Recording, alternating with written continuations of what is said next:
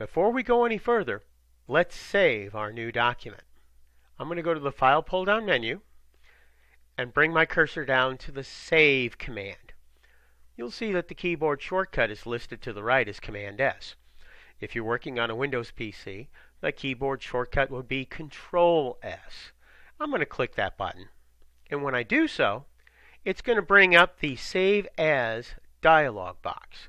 Now, if you're not in Chapter 2, what you'd want to do is go back and navigate your way to our Project Files, InDesign CS6 Essentials folder, and then click on Chapter 2 so that we can save this file to go with what we're working with for this unit of our InDesign course.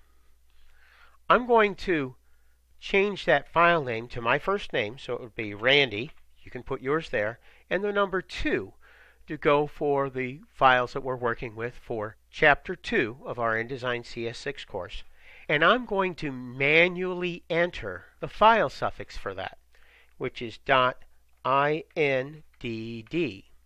If you're on the Windows platform, you'll see that your computer added that file suffix automatically. On the Mac, we want to make sure that we type that in, so InDesign puts that file suffix down there.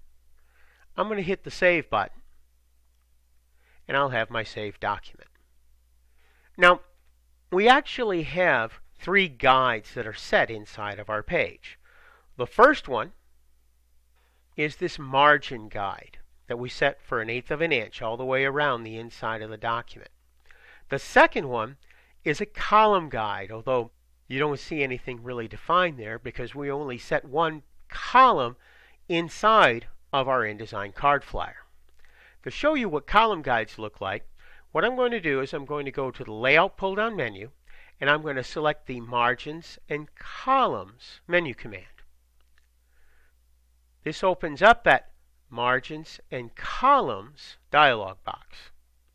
Now, as I look here, it says that I have margins of 1/8 of an inch all the way across. I know that. But beneath here, it says I have one column. You may remember when we were first creating this, I said you can't have no columns. You must have at least one. I'm going to click on the little triangle that points up and make it 2, 3 columns. And now I'll be able to show you what column guides look like right here. 1, 2, 3. When you define columns, what it does is it basically subdivides what's known as the live area, or the space in your InDesign document that resides inside of your margins. So I have 3 columns here, and I have a gutter, or a space in between those columns, of 0.1667, or 1/6 of an inch, right here and right here. Now we don't need 3 columns for our InDesign document, so I'm going to bring that back down to 1. Bring this back front and center, and I'm just going to say OK. The third type of guide that you can create on your InDesign document is what's known as a ruler guide. We get those by putting our cursor in either the horizontal ruler here or the vertical ruler and literally dragging those guides to exactly where we want them to be to make things easier for us to align them. I'm going to show how that works by taking my cursor and putting in my ruler at the very top of the document window. This is what's known as our horizontal ruler. And when I hold the mouse button down, my cursor turns into 2 little arrows that point up and down, just like this, and there's a little bar in between that defines where that ruler is going to be. I'm going to drag that down to 3.5 inches. As I do that, I actually get 3 indications that I've hit exactly that point. One of them shows right here in the little gray box just to the right of my cursor. It shows 3.5 inches. If you look at the upper left of our screen in the control panel, you'll see that the Y edit box also shows 3.5 inches. And if you look all the way over to the left, about halfway down, you'll see in my vertical ruler, the tick mark says that I'm at exactly 3.5 inches. If I miss that by just a little bit, I'll be able to see that tick mark, and I'll see the measure is not where I want it to be. When I hit it dead on the mark, as I have right here, the number shows that I'm at 3.5 inches to the right of my cursor in the control panel, and that tick mark appears. If you're at the right spot, release the mouse button, and you will have set your first ruler spread guide. We're going to place 2 more of those horizontal guides.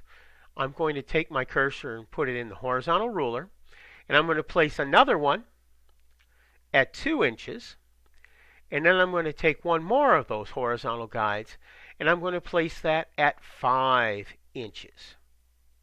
Now you'll notice as I dragged all 3 of these down that my cursor is sitting outside the page, and I'm drawing what are known as ruler guides across an entire spread.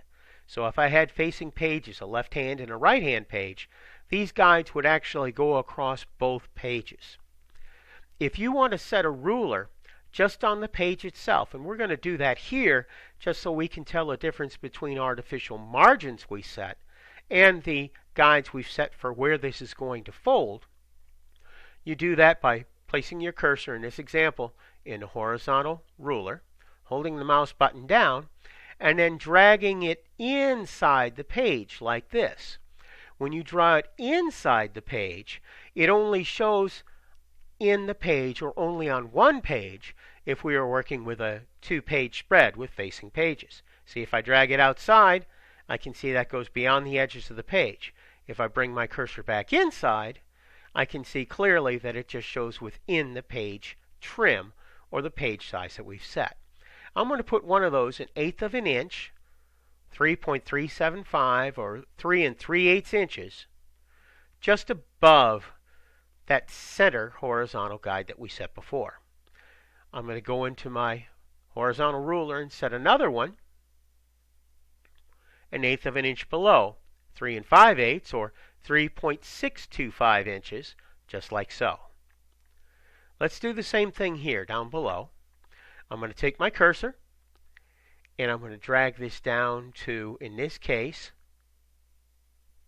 4 7/8 inches, 4.875,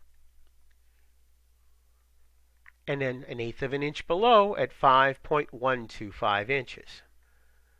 Let's put margins around the top fold right here. So I'm going to take my cursor, set it in the middle of the ruler here, and I'm going to drag that down to 2.125 inches. And then I'm going to draw a guide down just above there, and I'm going to hit that tick mark, and it should show 1.875 inches, but for some reason that's not going to happen here. That's an occasional situation that occurs. Now I know I want this to be 0.875 to make it precisely 1/8 of an inch. I can't hit that spot. It's hopping one side or the other of that.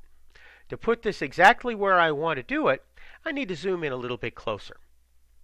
I'm going to go to my View pull-down menu, and I'm going to zoom in. The keyboard shortcut for that is Command and equal sign. If you were working on a Windows PC, that would show as the Control key and then the equal sign. And when I select that, I go from 100 to 150%. I want to see it even bigger. So I'm going to use keyboard shortcuts to zoom in even larger. If you're on a Windows PC, press Control 2.